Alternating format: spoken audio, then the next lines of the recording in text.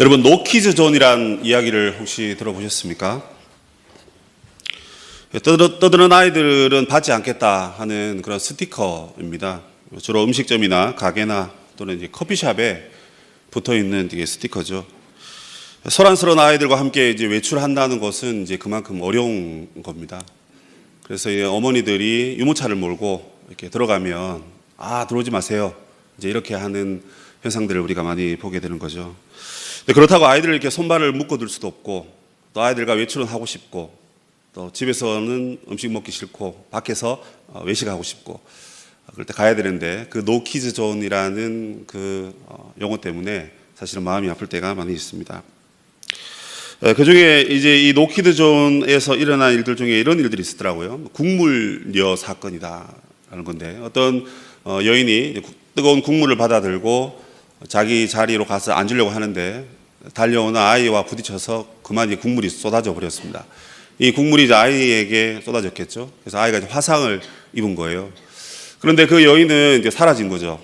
그러니까 이 엄마가 난리가 난 겁니다. 막 조사가 나오고 CCTV를 막 돌려서 그 사람이 누군가 이제 얼굴을 확인하고 그런 일들이 있었습니다. 근데 알고 보니까 이게 어떤 일이 벌어졌냐면 이 아이가 이제 잘못한 거더라고요. 그냥 이렇게 서서히 돌아서는데 주위에 아무도 없는데 이 아이가 그냥 앞을 보지 않고 달려가다가 그 여인에게 부딪힌 거더라고요. 그게 이제 발각되면서 오히려 이 많은 사람들에게 그 아이의 어머니가 질타를 받고 비난의 화살을 받게 되었던 그런 일들이 있었습니다. 그래서 우리는 이 아이들도 때로는 우리를 시끄럽게 해서 우리가 조용히 식사하는데 방해가 되지만, 사실은 이 어머니들께서 그 아이의 기저귀라든지 또는 밥 먹고 난 뒤에 그 어떤 뒤처리들을 잘 하지 않아서 옆에 있는 사람들이 피해를 보는 경우들이 많이 있다 하는 거죠. 그래서 사람들이 이 노키즈 존이라는 것을 쓰고 있는 것 같습니다. 그런데 이제 보통 보면 이제 서로 싸우면 엄마들이, 아이를 가진 엄마들이 더 크게 화를 내는 경우를 많이 봅니다. 분명히 아이가 잘못했는데 엄마가 이제 더 화를 내고, 막 큰 소리 치면, 한국은 그렇잖아요. 한국은 교통사고 내고도 내려서 큰 소리 치면 그 사람이 더 유리한 그런 이상한 풍습이 있는 도시라서 그런 것 같습니다. 그래서 이 엄마가 막 크게 소리 지르니까 오히려 상대방이 잘못한 것처럼 그런 현상들이 일어난다는 거죠. 이거를 이제 저는 주객전도다, 이제 이렇게 보려고 합니다. 살다 보면 이런 일들이 가끔 있죠. 세상 일들이 다 자기 뜻대로 되지도 않고, 내가 일어난 일들을 통해서 나는 정확하게 그 문제를 해결하고 있는데 상대방은 또 보는 관점이 다르니까, 또 상황이 다르니까 어떻게 그것을 해석할까, 이렇게 막 싸우다 보면 결국에는 이 주객이 전도된 상황들이 많이 일어난다, 그렇게 볼 수가 있겠습니다. 그런데 살다 보면 이제 이런 현상 가운데서 우리가 그것을 답을 찾기 위해서 서로 싸우다 보면 사실은 배가 산으로 가듯이 우리가 그 제대로 된 답을 찾지 못할 때도 많이 있었던 것 같습니다. 그런데 살면서 이런 일이 있는데 그거 너무 신경 쓰지 않아도 될 것 같습니다. 살다 보면 다 그런 일이 생기고, 아이 키우다 보면 또 그런 일도 다 생기기 마련이니까요. 그런데 여러분, 우리의 신앙은 상황이 다르다고 생각을 합니다. 무슨 말을 하고 싶냐면, 신앙에 있어서는 여러분 주객전도가 되면 안 된다 하는 거죠. 인생에서는 일이 실타래처럼 꼬여서 이러쿵저러쿵 해서 누가 이기고 누가 지고, 그게 신변에 큰 문제가 아니면 그냥 져주고 살아도 된다라는 겁니다. 누가 나를 욕하고 누가 나를 흉보더라도 여러분, 내가 아니면 되는 거 아닌가요? 남이 그렇게 얘기하는 거 그렇게 신경 쓸 필요는 없는 것 같습니다. 그냥 자기가 행복하게 살면 되는 거죠. 다만 우리가 말씀을 어기지 않아야 되고, 또 이웃에게 해를 끼치지 않으면 된다고 생각합니다. 그러면 충분히 주객이 전도되어도 괜찮다고 생각합니다. 그런데 신앙에 있어서 이 주객이 전도된다, 이게 무슨 말입니까? 자, 여러분, 하나님이 우리를 위해서 있습니까? 우리가 하나님을 위해서 있습니까? 우리가 하나님을 위해서 있나요? 또 하나님이 우리를 위해서 있는 것도 사실은 어느 정도는 맞는 말이죠. 그게 이제 하나님의 은혜이기 때문에 그렇습니다. 그죠? 우리가 하나님을 위해서 있지만, 사실 우리가 아무리 하나님의 영광을 위해서 산다고 하지만 우리가 얼마나 열심히 살아서 하나님 앞에 요만큼이라도 보탬이 되겠습니까, 여러분? 그래서 만약에 하나님이 너가 나를 도와주는구나, 너가 내 이름을 위해서 그렇게 멋지게 사는구나, 이렇게 하나님이 칭찬해 주시면 정말 그분은 참 위대한 분이에요. 사실 우리가 그렇게 하지 않아도 하나님은 홀로 영광스러운 분이시잖아요. 하나님의 이름이 홀로 높으시고 홀로 거룩하신데 우리가 조금 뭐 했다고 해서 하나님이 막 더 크게 영화롭게 되고 더 세상이 하나님을 우러러보고, 사실 그렇지는 않는 것 같습니다. 이게 무슨 말이냐면, 그럼에도 불구하고 우리는 우리의 삶 속에서 하나님을 영원롭게 하고 살아야 되는데, 문제는 우리가 하나님을 위해서 살아야 되는데 하나님이 우리를 위해서 살아야 되는 것처럼 우리가 그렇게 하나님을 이용하고 있다는 거죠. 그래서 하나님이 우리의 삶의 주인이시고 신앙의 주인이시고 우리의 삶의 전부이신데, 나를 하나님이 섬겨주셔야만 내가 하나님 앞에 토라지지 않는 마음으로 예배도 드리고 신앙생활도 하고 뭐 그렇다라는 거죠. 그래서 우리의 신앙의 이 주객전도는 매우 큰 문제다 하는 것입니다. 여러분, 얼마나 하나님께서, 영원 전부터 계신 하나님, 온 세상의 주인이신 하나님께서 지금 우리들의 눈치를 보고 계신다 하면, 여러분, 이게 말이 되는 겁니까? 이거야말로 진짜 신앙의 주객전도인 거죠. 하나님이 왕이시고 우리가 하나님을 높여야 되는데 왜 하나님이 우리 눈치를 보고 있냐 하는 것입니다. 결국 여러분, 우리의 신앙이 이렇게 뒤바뀌다 보니까 우리의 삶은 점점 무너지고 이제 피폐해지는 것입니다. 그 결과가 무엇이냐면 우리의 멸망인 것이죠. 그게 여러분 열왕기하 17장까지의 내용인 것 같습니다. 이 17장에는 이 북이스라엘이 멸망했다 하는 이야기가 나옵니다. 결국 하나님을 하나님으로 모시고 섬겨야 되는데 그렇지 못했던 이 북이스라엘은 하나님으로부터 심판을 받고 결국에는 아수르에 의해서 멸망을 당하게 되는 것이죠. 그래서 17장의 내용은 상당히 우울하고 슬픈 내용입니다. 그런데 오늘 읽었던 이 18장의 내용은 그것을 다시금 정상적으로 바꾸어지는 내용이라고 볼 수가 있습니다. 이 18장의 내용은 희망을 기록하고 있습니다. 남유다 히스기야 왕의 이야기인 것이죠. 그래서 이 희망 이야기가 어쩌면 우리의 신앙이 앞뒤가 뒤바뀐 우리의 삶을 다시금 새롭게 하고 다시금 희망을 가지게 하는 귀한 말씀이다. 그렇게 말씀을 드리고 싶은 것입니다. 그래서 오늘 저와 여러분은 이 히스기야의 모습을 통해서 혹시나 우리의 신앙이 만약에 뒤바뀌어 있다면, 우리의 신앙의 주인이 하나님이 아니라 내가 주인이 되어 있다면, 오늘 이 히스기야의 모습을 통해서 그것을 뒤바꾸고 정상적으로 우리의 삶을 바로 세우는 그런 결단이 있기를 바랍니다. 오늘 본문에 나오는 왕은 히스기야입니다. 이 히스기야 이름의 뜻은 야훼는 강하시다라는 이름을 가지고 있습니다. 그는 이 청년의 나이 25세에 왕이 되었습니다. 그리고 29년간을 다스리는데요. 여러분 아시는 바대로 15년 동안 생명을 연장하고 난 뒤에 더 살게 되죠. 그 15년이 그 29년 안에 들어갑니다. 그는 초창기에 아버지 아하스 왕과 공동 통치를 했었습니다. 그의 어머니 이름은 아비입니다. 정확하게 말하면 아비야입니다. 아비야의 그 축약형이 아비입니다. 그리고 스가리아의 딸이었습니다. 보통 남유다 왕을 소개할 때는 어머니 이름이 종종 등장합니다. 그것은 바로 다윗 왕가의 혈통을 하나님께서 계속해서 이어가고 계신다 하는 것을 보여주기 위한 것이죠. 그런데 이 히스기야의 아버지는 매우 악한 왕이었습니다. 이 아하스라는 왕이 엄청 악한 왕인데 히스기야는 아버지의 모습을 닮지 않고 어머니와 외할아버지의 신앙을 이어받았던 것 같습니다. 그래서 그는 외조부의 신앙의 영향을 받고 아주 좋은 평가를 받고 있습니다. 본문에 보시면 히스기야를 어떤 왕으로 말하고 있냐면 그는 여호와 보시기에 정직히 행했다 이렇게 말하고 있습니다. 그는 여호와 보시기에 정직히 행했고 그리고 그의 모든 행위는 다윗의 행위를 본받았다 이렇게 긍정적인 평가를 하고 있습니다. 이게 여러분 히스기야에게 준 아주 좋은 평가인데요. 이게 열왕기에 나오는 이야기 중에 상당히 대단한 평가입니다. 왜냐하면 이 히스기야 당시에 그는 국내 정세와 국외 정세가 매우 혼돈스러운 상태에 있었기 때문에 그렇습니다. 국내적으로는 아버지가 세워놓은 그 많은 우상들 때문에 또는 열조들이 섬겨왔던 그 우상들 때문에 지금 나라가 하나님을 섬기지 않고 우상을 섬기고 자신을 섬기고 세상을 섬기는 그런 삶을 살고 있었기 때문에 그렇습니다. 또 국외적으로는 아수르가 조금 약해졌다가 다시 강해진 거예요. 그래서 아수르가 지금 이 북이스라엘을 위협하고 있습니다. 우리 집 앞마당까지 쳐들어왔습니다. 그리고 밑에서는 블레셋이 자꾸 들쑤시고 있고 뭐 이런 상황 가운데서 나라의 임금이 되었다는 거죠. 25세 임금이 되어서 그 모든 나라의 정치를 안과 밖을 제대로 관리를 해야 되는데 이게 얼마나 어려운 일입니까? 그런데 그는 이 문제를 잘 극복했습니다. 그래서 성경이 그는 하나님 보시기에 정직했다. 사람이 본 것을 얘기하고 있지 않습니다, 여러분. 사람은 곁에 있는 사람이 잘 본다고 하지만 또 멀리 있는 사람도 그 사람에 대한 평가를 하기 마련이죠. 그래서 사람은 보는 눈이 다 다릅니다. 나는 저 사람 정말 싫은데 또 저 사람이 또 누구에게 또 은혜를 베푼 적이 있어서 그 은혜를 받은 사람은 또 그 사람을 되게 긍정적으로 얘기하는 경우도 있지 않습니까?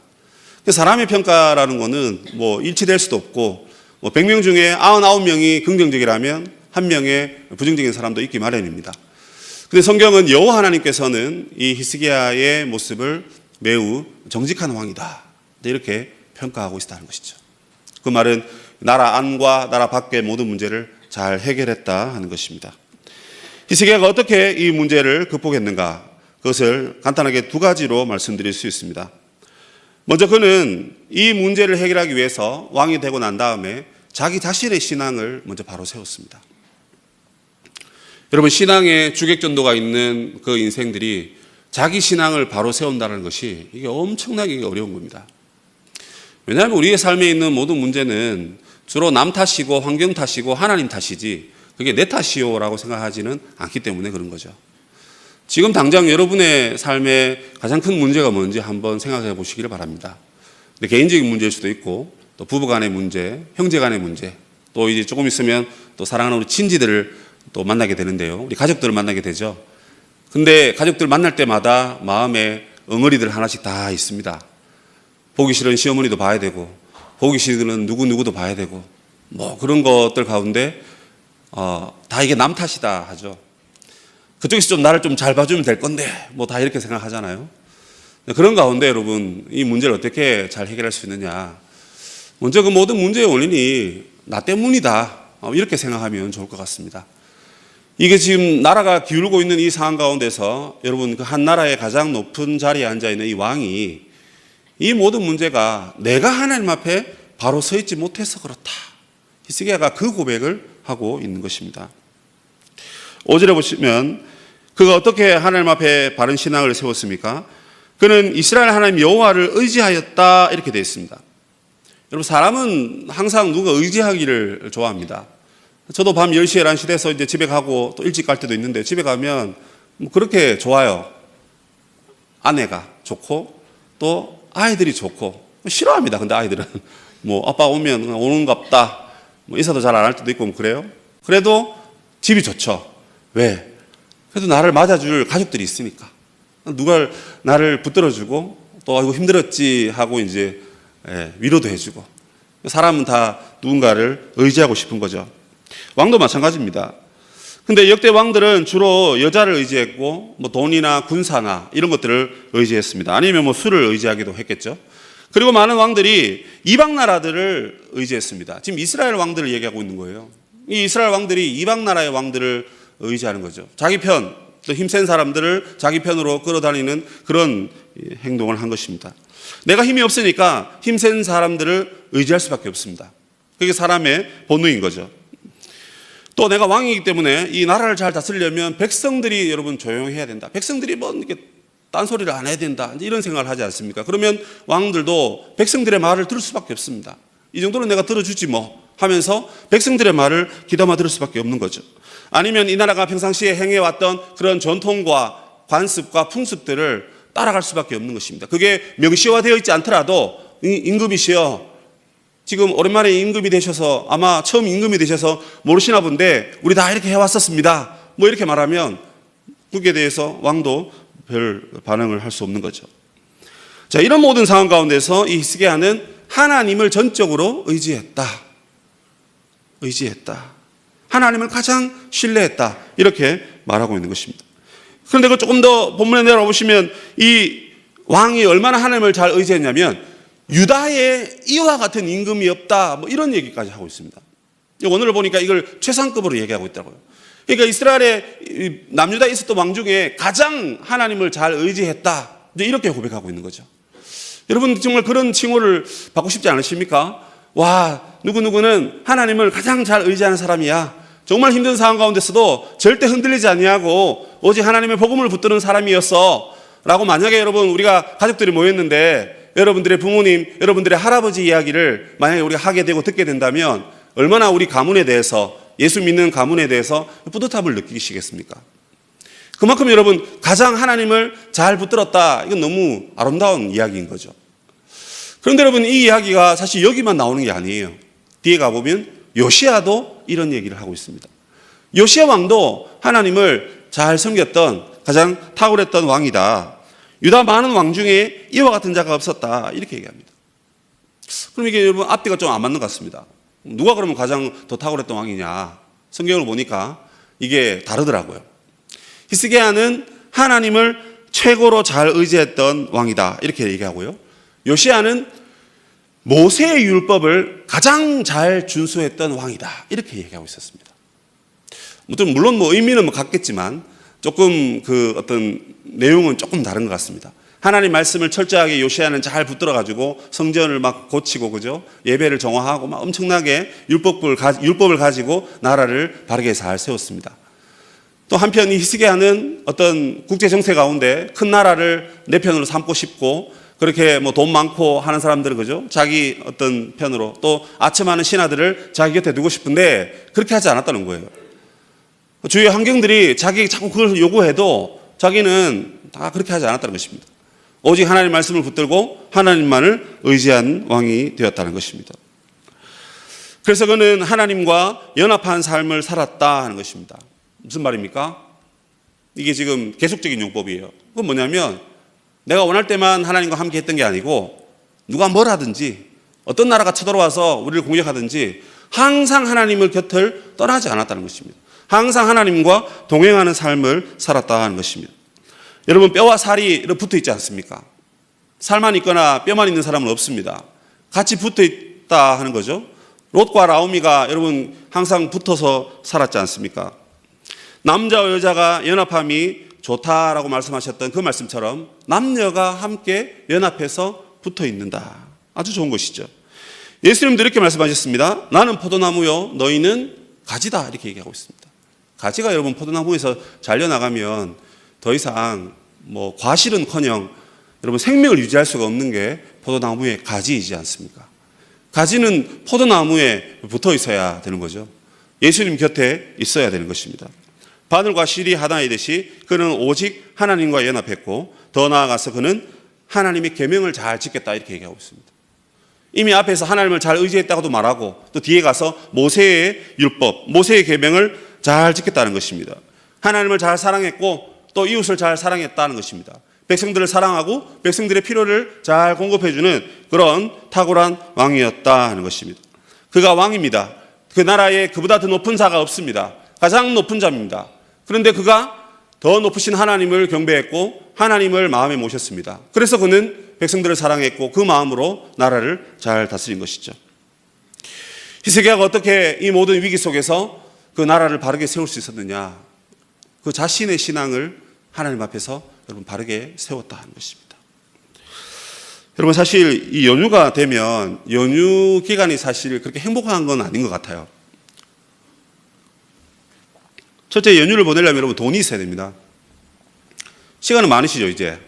시간 많으니까 오늘 예배 한 9시 반이나 이렇게 맞춰도 상관없잖아요, 그죠? 저는 고향에 안 내려가거든요. 상관없어요. 설교한다는데 마이크 끄면 그냥 하면 되니까. 근데 시간 많아요. 근데 돈이 있어야죠, 돈이. 근데 돈 있어도 그렇게 좋은 것 같지는 않아요. 돈 있어도. 왜죠? 우리가 바쁘게 살 때는 그냥 정신없이 살았어요. 그냥 살고, 아침 일하니까, 새벽 5시네, 새벽기도 가야지, 새벽기도 가고, 8시네 밥 먹고, 12시네 또 밥 먹고, 저녁 7시네 또 밥 먹고, 자야 되겠네, 9시에 자고. 이렇게 막 살아가니까 우리가 정말 너무 힘들고 어렵고, 그저 해결하지 못하는 문제를 안고 살지만, 그거를 별로 고민을 안 하고 왔잖아요. 그런데 여러분, 우리가 시간에 여유가 생기면, 시간이 넉넉하고, 그죠? 여유가 있으면 어느새 그런 문제들이 우리를 괴롭히거든요. 괴롭혀요. 그래서 여러분, 오히려 더 여유가 있을 때, 시간의 여유가 있을 때, 특히 돈이 좀 있을 때, 이건 뭐 하나님 외에, 그죠? 우리가 바라보고 나아갈 것이 너무 좋은 게 많잖아요. 그러니까 우리가 시간이 좀 넉넉하고 너무 여유 있게 이렇게 사는 것이 때로는 우리 자신을 하나님 앞에 바로 세우기가 참 힘든 시간이다라는 것을 우리는 알 수 있는 것입니다. 그래서 연휴를 보내면서 여러분, 물론 뭐 진정 뭐 본가 왔다 갔다 하시다 보면 또 시간을 또 많이 보내시긴 하겠지만 정말 우리 마음의 중심이 어디에 있는가 하는 것을 잘 한번 돌아보는 시간이 되어야 할 것 같습니다. 히스기야는 이 풍전등화와 같은 이 나라의 상황을 남 탓으로 돌리지 않았다는 거죠. 이웃에게 또는 다른 나라에 또는 신하들에게 삿대질하면서 너희들이 열심히 안 해서 이 나라가 이 모양 아니냐, 뭐 그렇게 얘기하지 않았다는 것입니다. 나라의 가장 높은 수장인 그가 바로 내 때문이다, 내 죄 때문에 이 나라가 이렇게 힘들다, 뭐 그렇게 얘기하고 있는 거죠. 결국 그는 그 자신을 돌아보면서 하나님 앞에 회개하고 자기를 하나님을 의지하는 도구로 삼습니다. 자신을 쳐서 복종시켜서 하나님을 의지하는 사람으로 만드는 거죠. 대단한 것 아닙니까, 여러분? 얼마나 자기가 깊게 자기를 반성했겠습니까? 여러분, 날마다 우리는 우리 자신을 돌아봐야 되는 것입니다. 나 자신을 돌아보는 이 반성적 사고가 없으면 나의 믿음과 신앙도 세월이 흐르는 만큼 자라야 되는데 자라지 못하는 거죠. 자랄 수가 없습니다. 더 부끄럽게 우리는 후퇴합니다. 오르막길로 차가 올라가는데 계속 악셀레이터를 밟지 않으면 여러분 갑니까? 결국 섭니다. 서다가 어떻게 되죠? 뒤로 밀려갑니다. 어떻게 됩니까? 낭떠러지로 떨어지는 겁니다. 내가 옛날에는 어쨌는데, 과거에는 내가 이렇게 예수 믿었는데, 옛날에는 내가 기도도 열심히 하고 뭐도 열심히 하고 뭐도 열심히 하고, 여러분 그렇다 하는데 지금 내가 하나님 앞에서 어떤 신앙을 갖고 있는가? 문제없는 인생이었는데 그 인생 앞에 내가 과연 이 모든 문제를 남 탓으로 들리지 않았던가? 내가 깨어있지 못하고, 내가 기도하지 못하고, 내가 나 스스로를 반성하지 못했기 때문에 그렇지 않는가? 우리 자신을 돌아봐야 하는 것입니다. 신앙의 반성적 사고로 유명한 사람은 저는 조나단 에드워드라고 생각합니다. 집에 돌아가셔서 그의 결심문 70개를 한번 찾아보십시오. 한 3분만 하면 눈으로 쭉 훑어서 읽어볼 수 있습니다. 그가 결심합니다. 지금으로부터 딱 거의 한 200년 전에 이런 결심문을 썼습니다. 어느 날 1723년 1월 12일, 1월 달이네요. 이런 결심을 했습니다. 나는 어떤 목적도 신앙만이 나의 행동에 영향을 미치도록 하자. 신앙적인 목적이 아니라면 어떤 환경 속에서도 행동하지 말자. 신앙에 도움되는 것이 아니면 절대적으로 쾌락이나 고통이나 기쁨이나 슬픔 등 이런 것들도 어떤 감정도 조금도 느끼지 말자. 이런 결심문을 그가 썼었습니다. 그 70문의 그 결심문 중에 45번째, 44번째 고백입니다. 자신을 돌아본 거죠. 그 70개를 날마다 놓고 보면서 내가 오늘 이렇게 살았는가, 저렇게 살았지 못했던가 반성하면서 하나님 앞에 자기를 바로 세웠다는 것입니다. 그 모든 것은 성경에서 나온 것이었습니다. 읽어보니까요, 너무 유치해요. 뭔지 알아요, 여러분? 오늘 나는 남에게 허튼 소리를 하지 않았는가? 허튼 소리 너무 많이 합니다, 우리 여러분. 얼마나, 2명이 모이면 여러분 남 욕하잖아요. 3명이 모이면 남을 거의 지옥에 갖다 놓습니다. 그게 우리들이에요. 누가요? 목사고 장로님이고 권사님이고 집사님인 우리가, 직분자인 우리가 남들을 그렇게 욕하는 거죠. 그런데 그 결심문에 보면 나는 이웃에 대해 험담하지 않았던가, 그런 얘기하고 있습니다. 나는 잠을 많이 자지 않았느냐, 그런 얘기하고 있습니다. 나는 먹을 만큼의 양만 먹어야 되는데 더 먹지 않았는가, 그런 얘기하고 있어요. 그 중에 제일 눈에 띄는 게 이 구절이었습니다. 나는 어떤 것이든지 신앙적인 것이 아니면 나는 마음을 두지 않겠다.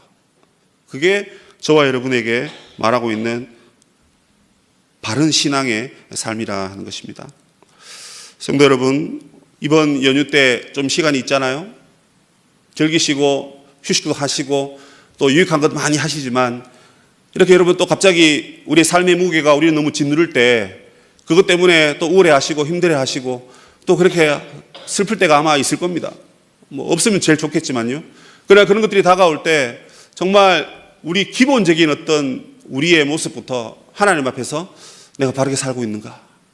바르게 지금 가고 있는가? 이거 지금 잠시 정거장에 휴식하는 시간인데 요 3일의 기간, 길게는 4일, 5일의 기간 동안 내가 앞으로 어떻게 하나님을 더 잘 섬기고 가야 할까? 내가 하고 있는 일들이 하나님 기뻐하시는 일들인가? 여러분 그것을 돌아보면서 하나님 앞에서 자신의 신앙을 다시금 새롭게 하시는 여러분들이 다 되시기를 주님의 이름으로 부탁드립니다. 두 번째로 이 히스기야는 어떻게 이 나라의 문제를 지혜롭게 잘 해결할 수 있었느냐? 그는 백성들이 하나님을 바르게 섬길 수 있도록 모든 나라의 제도를 정비했습니다. 간단하게 보시면 먼저 여러분 산당을 제거했습니다. 산당을 제거했습니다. 가나안에 들어가거든 내가 너희들에게 지시하는 그곳에 가서 하나님 경배하라 했습니다. 그런데 살다 보니까 아이고 거기까지 가니까 힘들다. 산당을 세우자 해가지고 그냥 이방신들을 섬기는 그런 곳에 그냥 하나님 섬긴다 하면서 산당을 세워버렸습니다. 이게 이제 뭐 그러다가 그냥 나라에서도 아유 그럼 너희들 편한 대로 해라. 백성들의 말을 그냥 용인한 거죠. 그렇게 가다 보니까 이게 이제 나중에 바알 숭배 사상과 연결되면서 너무나 큰 우상 숭배의 본거지가 되어버린 것입니다. 근데 이걸 이제 헐었다는 거죠. 제거했다는 거죠. 주상을 깨뜨렸습니다. 이 산당 안에 있는 기둥을 부셔버렸다는 거예요. 그 기둥은 바알 숭배와 관련된 것이었습니다. 그 기둥을 부셔버리고 또 아세라 목상을 찍었습니다. 아세라 목상은 여러분 유래가 깊습니다. 이게 지금 북이스라엘의 아합 왕이 시돈 나라의 공주 이세벨하고 결혼할 때 이세벨이 가지고 들어온 우상입니다. 근데 이게 나중에 이세벨의 딸 아달랴가 남유다의 요람하고 결혼을 또 하게 되죠. 그죠? 결혼을 하면서 이 남유다까지 가져온 거예요. 그러다 보니까 이게 시돈에서 북이스라엘에서 남유다까지 가져와가지고 우상 숭배를 자행했다는 것입니다. 이게 얼마나 오래된 것입니까? 근데 이 아세라 목상을 가차없이 다 찍어버립니다. 그리고 또한 우리가 눈에 띌 만한 것은 무엇이냐면 놋뱀을 부수었다 이렇게 얘기하고 있습니다. 이게 아주 특별한 사례인 거죠. 이 놋뱀이 어디서부터 왔느냐? 민수기 21장에 가보시면 이스라엘 백성들이 광야 길을 가다가 불평을 합니다. 거기 보면 불평의 이유가 두 가지가 나오는데 하나는 아니 그냥 쪽바로 질러가면 2주 만에 갈 거를 왜 에돔 땅으로 가가지고 이렇게 우회해가지고 오랫동안 우리를 고생시키냐 해서 길이 너무 힘들다 해서 원망을 합니다. 또 두 번째 원망은 뭐냐면 하나님께서 다 먹을 것을 만나를 주셨는데 그것을 하찮은 음식이다 그렇게 얘기하고 있습니다. 이 하찮은 음식과 이 길 때문에 내가 하나님을 원망하고 모세를 원망하게 되는 거죠. 그러자 하나님께서 그 원망의 대가로 불뱀을 보내십니다. 불뱀을 보내셔가지고 그들을 물려서 죽게 하십니다. 그러니까 백성들이 난리 났습니다. 얻어맞으니까 이제 회개하게 된 거죠. 그래서 이제 죽어가는 그 사람들을 보면서 이스라엘 백성들이 모세에게 가서 요청합니다. 아이고 하나님 앞에 기도해서 빨리 우리가 죽어가는데 낫게 해달라고, 우리 자식이 죽어가고 있다고 막 이렇게 애원을 하죠. 그러자 모세가 기도하고 하나님께서 이제 노소로 만든 뱀을 장대에 매달아 가지고 높이 드는데 그것을 쳐다보면 살게 된다. 이제 이렇게 얘기를 하는 것이죠. 그래서 그 사람들이 그것을 쳐다보고 살았습니다. 근데 문제는 그게 시간이 지나면서 그 뱀을 우상숭배하게 되는 거죠. 근데 여러분 이게 아무런 생각 없이 갑자기 뱀을 우상숭배했다 이제 이렇게 보기에는 사실 좀 힘들 것 같아요. 뱀이 하나님이다. 그럼 하나님은 아니지 않습니까? 그죠? 그럼 이게 어떻게 된 거냐? 결국 이 세월이 흐르면서 가나안 땅에 분명히 여러분 뱀을 섬기는 그런 우상들이 있습니다. 그 우상들을 섬기면서 어이구 하나님 우리에게 놋뱀을 만들어 가지고 쳐다봐 가지고 살게 하신 적도 있지 않냐? 그러면서 그냥 그것과 이것을 그냥 혼합시켜 가지고 그들이 지금껏 뱀을 섬기게 된 것이죠. 근데 문제는 이거를 역대 왕들이 가만히 보고 그냥 허용할 수밖에 없었다는 것입니다. 저거 지금 분명히 잘못된 거 아는데 저거 지금 그냥 저대로 두면 안 되는데 하면서 발은 동동 굴렀지만 그에 대해서 아무런 말도 하지 못했고 백성들의 성화에 못 이겨서 그냥 조용히 왕으로서 그냥 지지도를 높이기 위해서 그냥 그렇게 정치했던 거죠. 근데 히스기야는 자기를 바로 세우고 난 뒤에 보니까 이제 다른 사람이 보이는 거예요. 자기 백성들이 보이는 겁니다. 아이고 내 백성들이 저렇게 살다가는 죽겠구나. 저 놋뱀을 빨리 없애버려야 되겠구나. 그래서 그냥 히스기야는 그 놋뱀을 완전 조각으로 만들어버립니다. 그게 오늘 설교 제목에 나와 있는 이 느후스단이라는 뜻입니다. 그냥 놋덩어리, 놋조각 뭐 이런 뜻이라는 거죠. 뭘 말하는 거예요? 이게 우상이었다 하는 것입니다. 그게 생명을 주는 게 아니었다는 거죠. 그 아무것도 아니었다는 것입니다. 사람들은 잘못된 신앙으로 또는 이교적인 사상과 혼합적인 어떤 그런 우상 숭배의 마음으로 그 놋뱀을 그냥 그렇게 아무런 지식 없이 섬겼었는데, 이 히스기야는 그게 잘못됐다는 것입니다. 그래서 그는 그것을 부셔버린 겁니다. 이건 뭘 말하는 거냐면 결국 놋뱀은 과거에 그들의 병을 치유하게 하는 하나님의 은혜의 도구였다는 거죠. 그런데 세월이 지나면서 거기에 하나님의 은혜가 딱 빠져버리니까 그냥 그 뱀밖에 안 보이는 거예요. 뱀밖에 안 보이니까 그냥 그 뱀을 섬기고 있는 것입니다. 더 이상 그 어리석은 행동을 버리라는 것이죠. 세상에 가장 어리석은 게 뭐냐면 살아계신 하나님을 알지 못하고 우상을 숭배하는 것이라는 거죠. 자, 그런데 여러분, 문제는 여러분, 우리 밖에 눈에 보이는 우상은 아무도 숭배 안 합니다. 불상 보고 우상인 줄 아니까 당연히 엎드리지 않죠. 그렇지 않습니까? 우상 잘 안 합니다. 우리 중국이나 뭐 한국이나 일본이 독특한 것이 뭐냐면 우리의 선조들을 우상으로 섬기는 거 아닙니까?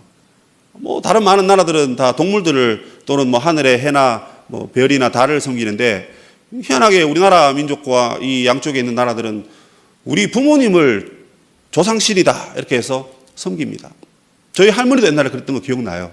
뭐 신주단지라고 이렇게 쌀 항아리에 새벽마다 물 떠다 놓고 비나이다 하고 열심히 빌어가지고 제가 이렇게 뭐 잘 살고 있는지는 잘 모르겠지만 뭐 결국 그 할머니도 예수 믿고 권사님 되셔가지고 예수 잘 믿고 제일 좋은 천국에 제일 먼저 가셨어요.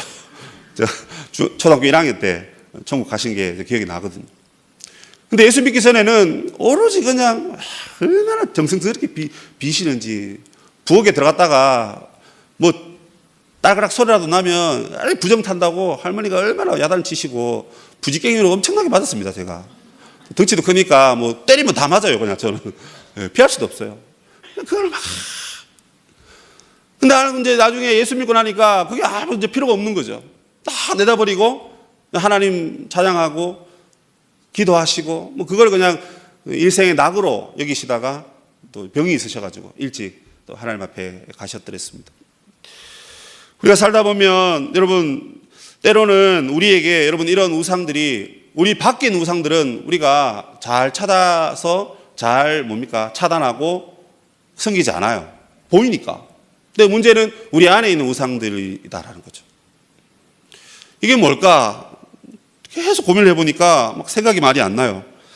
근데 딱 보니까 그 중에 한 두 가지 정도 생각하는데, 하나가 뭐냐면 이게 직분이 우상이 될 수 있겠구나 이런 생각이 들었습니다. 2012년도에 저도 목사 안수를 저희 동서울로에서 받았잖아요. 그래서 안수를 딱 받으면서 그래, 내가 이제 목사가 됐구나. 정신 차려야지. 그러고 한 1년 동안 막 성령 충만하게 막 살았던 것 같아요. 근데 문제는 뭐 세월 지나니까 뭐 내가 목사인지 집사인지 뭐 집사님들이 폄하하는 거 아니고요.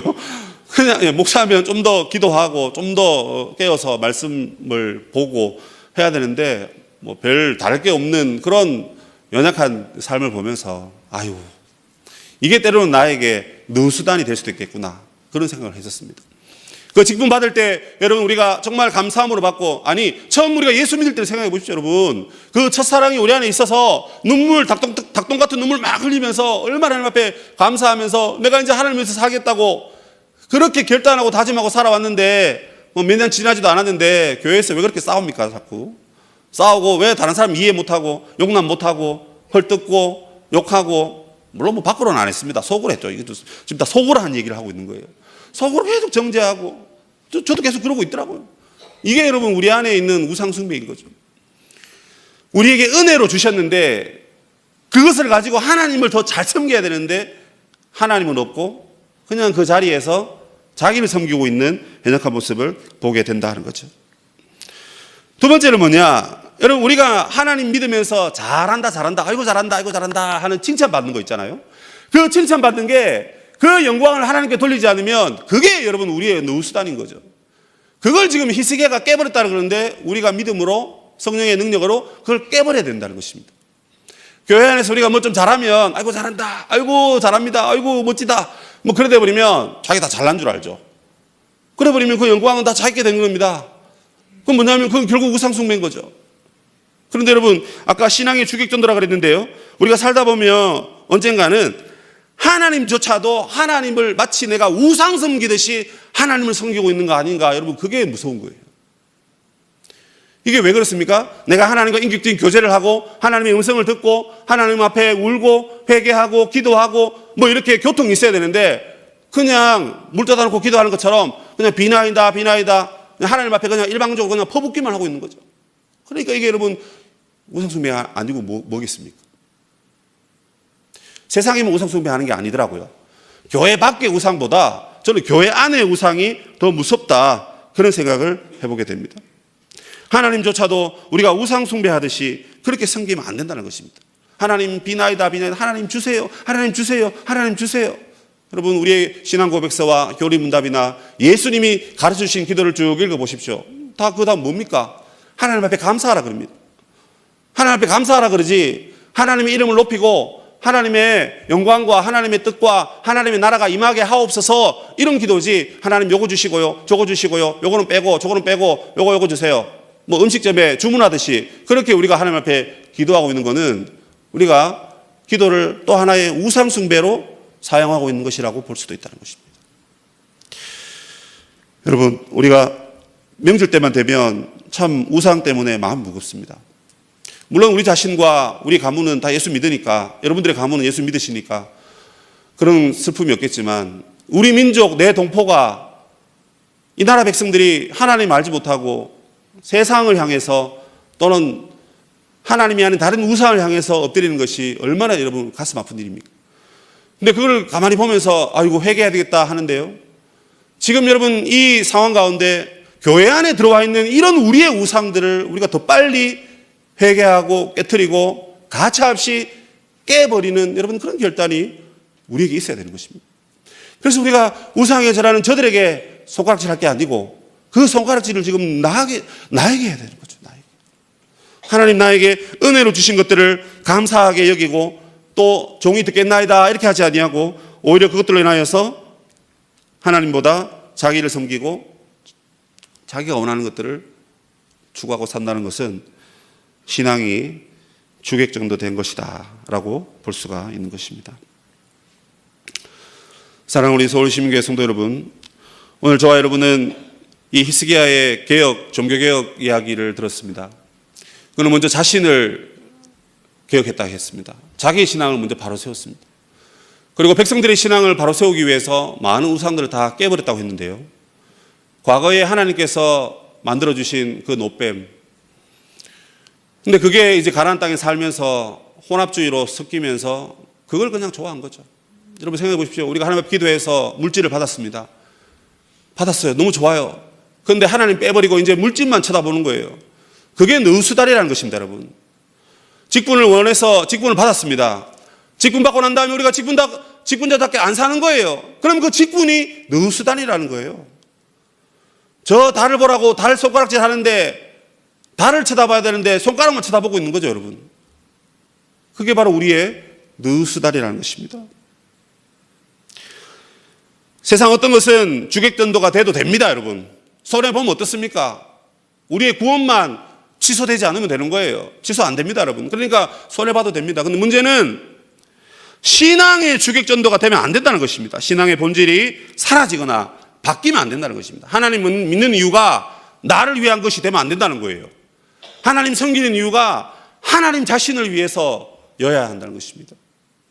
그게 되지 않으면 여러분 영화사 가서 절하는 그분들보다 우리가 더 큰 우상을 숭배하고 있다고 볼 수도 있는 것입니다. 갈라디아서 6장 1절 말씀에 이런 말씀이 있습니다. 형제들아, 사람이 만일 무슨 범죄한 일이 드러나거든 신령한 너희는 온유한 심령으로 그러한 자를 바로잡고 너 자신을 살펴보아 너도 시험에 받을까 두려워하라. 이 말씀이 오늘 히스기야의 그 두 가지 정책을 단번에 표현해 주는 말씀이라고 생각을 합니다. 여러분, 저와 여러분이 또한 우리 곁에 있는 사람들이 시험에 들지 않도록 우리의 신앙을 하나님 앞에 바로 세우는 그런 귀한 시간들이 되시기를 주님의 이름으로 부탁드립니다. 아멘.